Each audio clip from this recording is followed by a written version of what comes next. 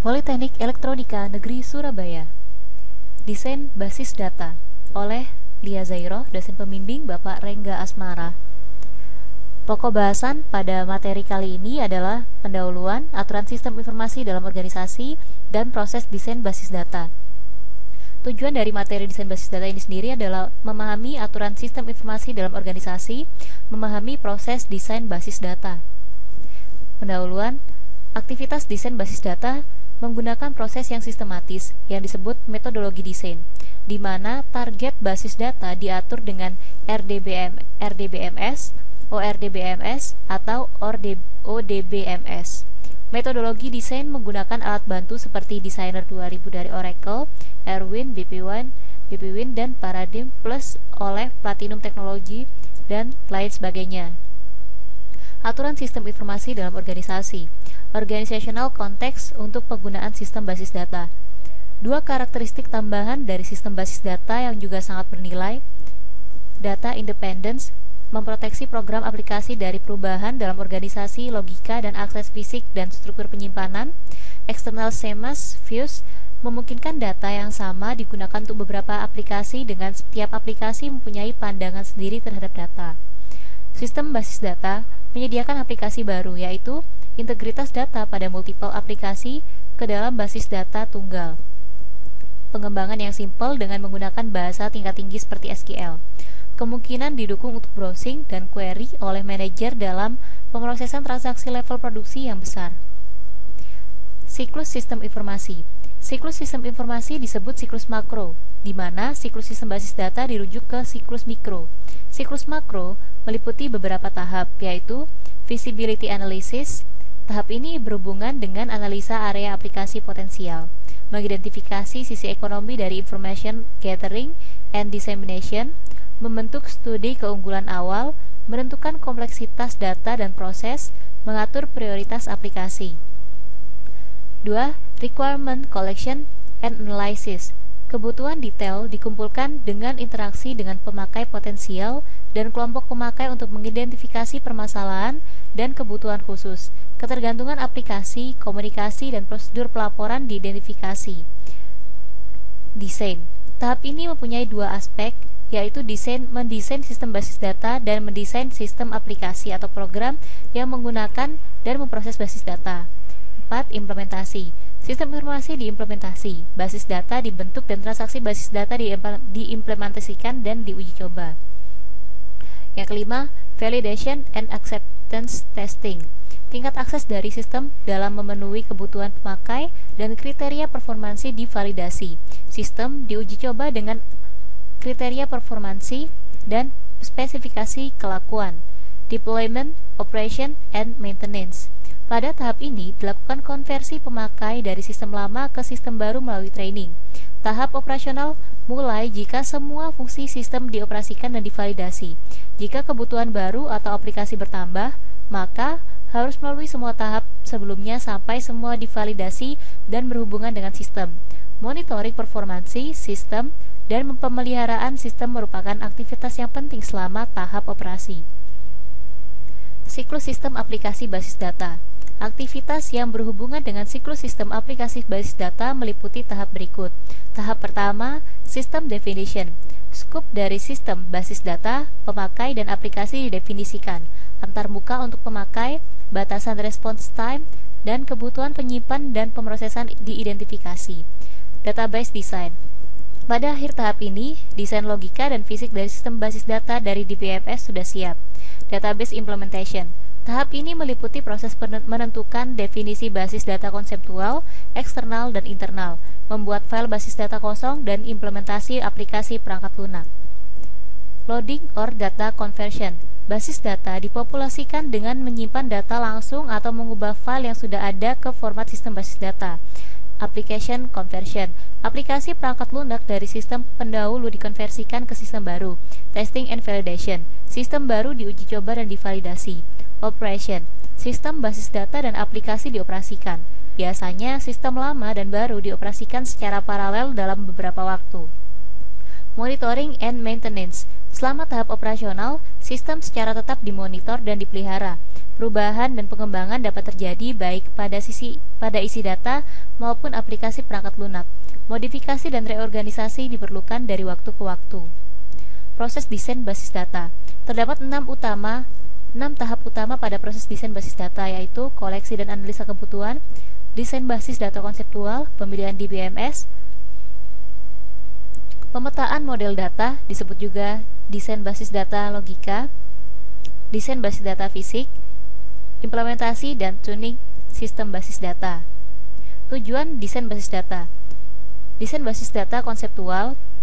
Tujuan dari tahap ini adalah memproduksi skema konseptual untuk basis data yang independen dari DBMS tertentu.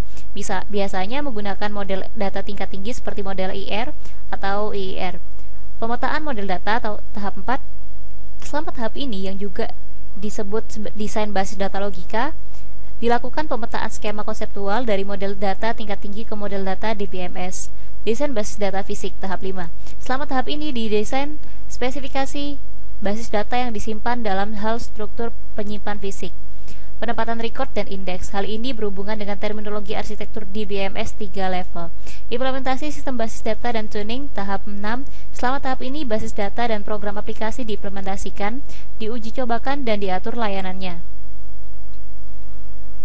Latihan soal yang pertama, sebutkan 6 tahap perancangan basis data. Seperti yang telah dijelaskan di awal, ada 6 tahap perancangan basis data, yaitu koleksi dan analisa kebutuhan, desain basis data konseptual, pemilihan DBMS, pemetaan model data, disebut juga desain basis data logika, desain basis data fisik, implementasi dan tuning sistem basis data.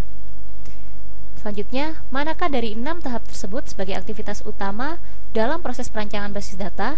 Mengapa? Yang paling utama dalam tahap perancangan database adalah pada tahap koleksi dan analisa kebutuhan, karena untuk menentukan kebutuhan-kebutuhan suatu sistem database, kita harus mengenal terlebih dahulu bagian-bagian lain dari sistem informasi yang akan berinteraksi dengan sistem database, termasuk para user yang ada dan para user yang baru beserta aplikasi-aplikasinya. Kebutuhan-kebutuhan dari para user dan aplikasi-aplikasi inilah yang kemudian dikumpulkan dan dianalisa. 3. Mengapa perancangan skema dan aplikasi dilakukan secara paralel? Agar menghasilkan skema basis data konseptual dan menghasilkan spesifikasi level tinggi untuk aplikasi tersebut. Itulah alasannya. Kemudian, mengapa digunakan model data implementation independent selama perancangan skema konseptual? Karena tujuan desain skema konseptual adalah skema lengkap tentang struktur basis data, semantik, interrelationship, dan constraint. Jadi hal ini tergantung dari DBMS yang digunakan. Skema konseptual tidak tersedia sebagai deskripsi stabil dari isi basis data. Pemilihan DBMS dan keputusan desain dapat berubah tanpa mengubah skema konseptual DBMS independen. Skema konseptual yang baik sangat penting untuk pemakai basis data dan desainer. Penggunaan model data tingkat tinggi lebih ekspresif dan umum daripada model data dari DBMS. Deskripsi diagram dari skema konseptual dapat menawarkan kendaraan komunikasi yang baik di antara pemakai basis data, desainer, dan analis. Karena model data level tinggi biasanya berbentuk konsep dan mudah untuk dimengerti daripada model data di BMS yang lebih rendah atau definisi sintak data. Komunikasi yang berhubungan dengan desain skema menjadi lebih kelihatan. Mengapa diperlukan koleksi dan analisa kebutuhan? Alasannya karena koleksi dan analisa kebutuhan dibutuhkan untuk mengetahui dan menganalisa keinginan pemakai terhadap suatu basis data sedetail mungkin. Nomor 7, bagaimana karakteristik dari model data untuk rancangan skema konseptual harus diproses? Expressiveness. Model data cukup ekspresif untuk membedakan perbedaan tipe data, relationship, dan constraint. Selanjutnya, simplicity and understandability. Model cukup sederhana untuk pemakai yang tidak mengerti dan menggunakan konsep tersebut. Minimality. Model mempunyai sejumlah kecil konsep dasar yang berbeda dan tidak overlapping. Diagrammatic representation. Model dalam bentuk notasi diagram untuk menampilkan skema konseptual yang mudah diinterpretasikan. Yang terakhir, formality. Formality adalah skema konseptual ditampilkan dalam model data harus mempresentasikan spesifikasi formal data, sehingga konsep model harus ditentukan secara akurat dan tidak berganda. Kemudian nomor 8, apa perbedaan dua pendekatan utama dalam rancangan skema konseptual? Yang pertama, sistem independent mapping. Pada bentuk ini, pemetaan tidak mempertimbangkan karakteristik khusus atau kasus khusus yang diaplikasikan ke implementasi di BMS dari model data. Selanjutnya, tailoring the schemas to a specific DBMS. DBMS yang berbeda mengimplementasikan model data dengan menggunakan pemodelan khusus. Nomor 9, strategi apa yang digunakan untuk merancang skema konseptual dari kebutuhan? Ini ada beberapa strategi. Di sini ada top-down strategi, dimulai dengan skema yang berisi abstraksi level tinggi dan kemudian mengaplikasikan ketentuan top-down. Bottom-up strategi, mulai dengan skema yang berisi abstraksi dasar dan kemudian dikombinasikan atau tambahkan atraksi tersebut. Inside-out strategy merupakan kasus khusus dari bottom-up strategi di mana atensi difokuskan pada himpunan konsep terpusat yang lebih nyata. Model kemudian diisi dengan konsep baru pada konsep yang sudah ada. Kita dapat tentukan beberapa tipe entity nyata dalam skema dan dilanjut dengan menambah tipe entity dan relasi yang berhubungan. Mixed strategy. Kebutuhan dibagi berdasarkan top-down strategy. Bagian skema dirancang untuk setiap partisi berdasarkan bottom-up strategy. Jadi strategi ini mengkombinasikan beberapa skema. Nomor 10, sebutkan langkah-langkah view integration ke rancangan skema konseptual. Ya, identifikasi korespondensi dan konflik di antara skema. Inilah langkah-langkahnya. Karena skema dirancang individual, perlu menentukan konstruksi khusus dalam skema yang merepresentasikan konsep dunia nyata yang sama. Korespondensi diidentifikasi sebelum integrasi diproses. Modifikasi view untuk kesesuaian dengan lainnya. Satu skema dimodifikasi sehingga sesuai dengan skema lainnya. Beberapa konflik diidentifikasi sebagai hal pertama yang harus dipecahkan. Penggabungan view.